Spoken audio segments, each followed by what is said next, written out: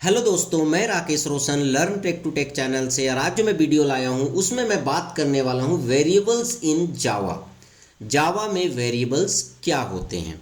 वैसे तो वेरिएबल्स का मतलब सेम होता है, चाहे वो सी हो, सी प्लस प्लस हो, जावा हो या डॉट नेट हो। फिर भी यहाँ पर हम लोग जावा में वेरिएबल्स हम कैसे डिक्लेयर करते हैं, कैसे इनिशियलाइज करते हैं, इन सभी को डिटेल में देखने वाले हैं। तो चलिए इस वीडियो को स्टार्ट करने से पहले जस्ट मैं आपसे रिक्वेस्ट करता हूं कि अगर अभी तक आपने मेरे चैनल को सब्सक्राइब नहीं कर रखा है तो सब्सक्राइब कर लें और बगल में जो बेल है उसे जरूर क्लिक करें, जिससे मेरे जितने भी नए वीडियोज़ हैं उनका नोटिफिकेशन आपको मिलता रहे। तो चलिए स्टार्ट करते हैं। तो चलिए दोस्तों, सबसे पहले तो ये देखते हैं कि वेरिएबल होता क्या है। तो वेरिएबल क्या है, एक कंटेनर की तरह है, ठीक है, जिसमें आप डेटा रख सकते हैं।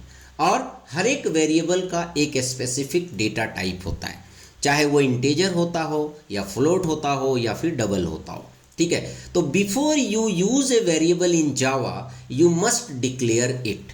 तो यहाँ पर जावा में ये मैंडेटरी है कि अगर आप किसी वेरिएबल को यूज कर रहे हैं तो आपको डिक्लेयर करना पड़ेगा। यहाँ पर मैं ये इसलिए बोल रहा हूँ क्योंकि कुछ ऐसे प्रोग्रामिंग लैंग्वेज है जहाँ पर ये मैंडेटरी नहीं है। जैसे पाइथन में मैंडेटरी नहीं है कि आप कोई वेरिएबल को यूज कर रहे हैं तो आपको डिक्लेयर करना पड़ेगा, आप डायरेक्ट उस वेरिएबल को यूज करेंगे। पर जावा में ऐसा नहीं है। जावा में ये मस्ट है कि आपको डिक्लेयर करना ही है कि कौन सा वेरिएबल है और उसका डेटा टाइप क्या होगा। तो यहाँ पर कुछ चीज़ें हम लोग देखने वाले हैं कि डिक्लेयर कैसे करेंगे। तो डिक्लेयर करने के लिए जो सिंटैक्स है, डेटा टाइप लिखेंगे और उसके बाद वेरिएबल का नाम लिखेंगे। जैसे अगर मुझे एज नाम का एक वेरिएबल डिक्लेयर करना है तो मैं लिखूंगा इंट एज। इसका मतलब एज एक ऐसा वेरिएबल है जिसमें हम इंटीजर वैल्यू डाल सकते हैं, ठीक है, जैसे 40 हो, 50 हो, 60 हो। उसके बाद है इनिशियलाइजेशन। ठीक है भाई, मैंने वेरिएबल डिक्लेयर कर दिया, पर इसमें वैल्यू कैसे रखेंगे। तो वैल्यू रखने के लिए दो तरीका है। या तो आप लिखें इंट एज इक्वल टू 25, मतलब यहाँ पर एक तरह से देखा जाए तो डिक्लेरेशन भी हो रहा है और इनिशियलाइजेशन भी हो रहा है, मतलब एज का वैल्यू 25 आप लिख रहे हैं। पर दूसरा तरीका ये है कि आप पहले केवल डिक्लेयर कर दें, ठीक है, और बाद में भी आप इनिशियलाइजेशन कर सकते हैं, ठीक है। तो इस तरीके से भी आप इनिशियलाइजेशन कर सकते हैं। तो ये हो गया आपका डिक्लेरेशन और ये हो गया आपका इनिशियलाइजेशन।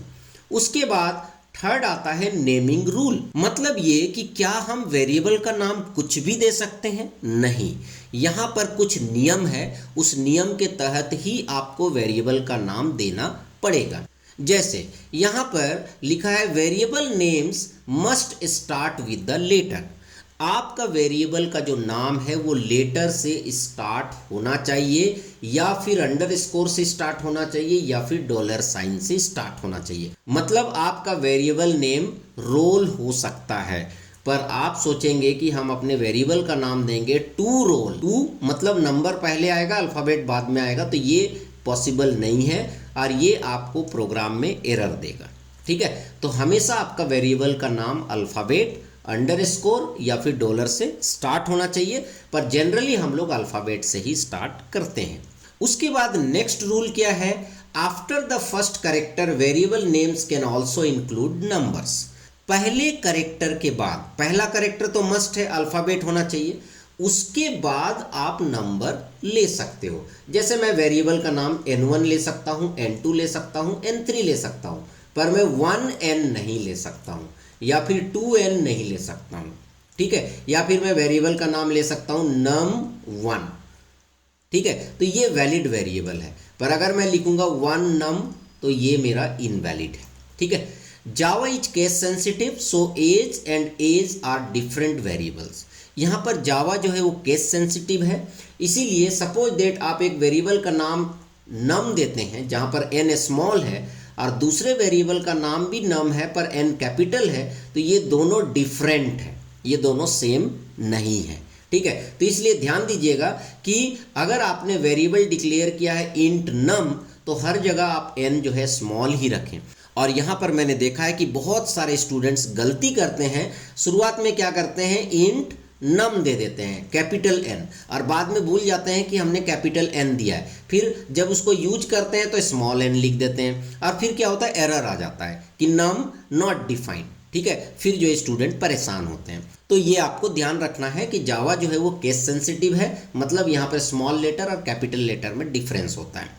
तो यहाँ पर देखिए डेटा टाइप क्या है, अभी हम लोग पिछले वीडियो में पढ़ चुके हैं, इंट, डबल, कैर, बुलियन, ठीक है। और यहाँ पर ये count, pi, grade, is Java fun, ये क्या है, वेरिएबल्स हैं, सभी जो है वैलिड वेरिएबल्स हैं। इसमें हम वैल्यू भी स्टोर कर रहे हैं, आप देख सकते हैं। कैरेक्टर होगा तो आपको सिंगल कोस्ट में वैल्यू देना पड़ेगा, और अगर बुलियन है तो आपको स्मॉल लेटर में या तो ट्रू लिखना होगा या फिर फॉल्स लिखना पड़ेगा। यहाँ पर ध्यान रखिएगा, अगर आपने इस तरीके से लिखा तो यहाँ पर जावा में एरर आएगा। तो इस तरह से आप वेरिएबल को डिक्लेयर और इनिशियलाइज कर सकते हैं। उसके बाद आता है स्कोप। जो आप वेरिएबल डिक्लेयर किए हैं उसको कहाँ तक आप यूज कर सकते हैं, उसका स्कोप कहाँ है, ठीक है। तो scope of the variable defines where it is accessible और विजिबल इन द कोड।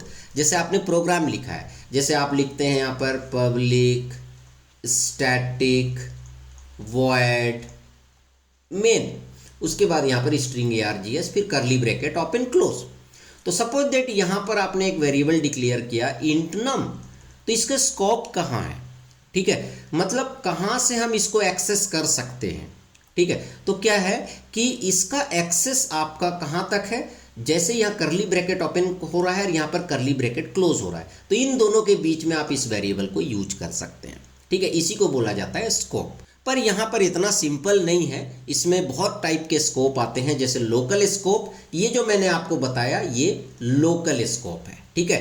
पर उसके बाद मेथड स्कोप भी होता है, क्लास स्कोप भी होता है, ग्लोबल स्कोप भी होता है। मतलब अगर आपने क्लास के अंदर वेरिएबल डिक्लेयर किया है तो उसको आप कहाँ कहाँ एक्सेस कर सकते हैं, मेथड के अंदर अगर आपने डिक्लेयर किया है तो उसको कहाँ कहाँ पर यूज कर सकते हैं, या फिर आप चाहते हैं कि मेरा जो वेरिएबल है उसको ग्लोबली एक्सेस किया जाए तो वो हम कैसे करेंगे। तो ये हम लोग डिटेल में अलग वीडियो में देखेंगे, जिसका नाम होगा scope and life time of variable.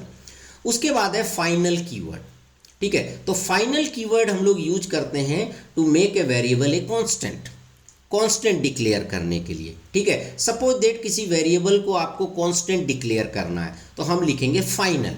तो आप देख सकते हैं लिखे final int max underscore value equal to 100। इसका मतलब मैक्स अंडरस्कोर वैल्यू का जो वैल्यू है वो है 100 है, और ये आपका कांस्टेंट है। मतलब थ्रू आउट द प्रोग्राम अगर आप इसके वैल्यू को चेंज करने की कोशिश करेंगे तो चेंज नहीं होगा और आपका प्रोग्राम आपको एरर देगा, ठीक है। तो इस तरह से फाइनल कीवर्ड से आप क्या कर सकते हैं, कांस्टेंट डिक्लेयर कर सकते हैं, जैसे कि सी लैंग्वेज में हम लोग यूज करते थे कॉन्स्ट कीवर्ड। उसके बाद आता है नेमिंग कन्वेंशंस।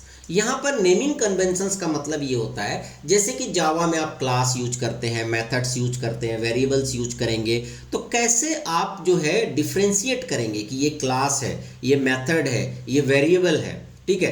तो इसके लिए क्या है कि it's a common practice in Java to use camel case for the variable names. तो यहाँ पर वेरिएबल के लिए हम लोग कैमल केस यूज करते हैं। कैमल केस का मतलब ये है, जैसे टोटल अमाउंट लिखना है तो हम टोटल को स्मॉल में लिखेंगे और अमाउंट का एक कैपिटल लिखेंगे। मतलब कोई भी वेरिएबल स्टार्ट जो है वो स्मॉल लेटर से होना चाहिए।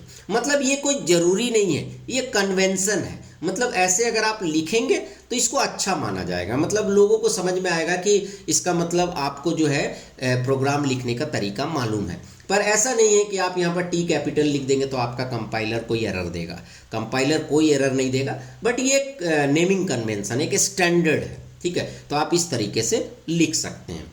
तो दोस्तों इस तरीके से आपने इस वीडियो में देखा कि वेरिएबल क्या होता है, कैसे हम वेरिएबल को डिक्लेयर करते हैं, कैसे इनिशियलाइज करते हैं, वेरिएबल्स के नाम लिखने के क्या क्या रूल्स हैं। फिर हमने डेटा टाइप को भी देखा कि वेरिएबल्स के साथ हम डेटा टाइप को कैसे यूज करेंगे।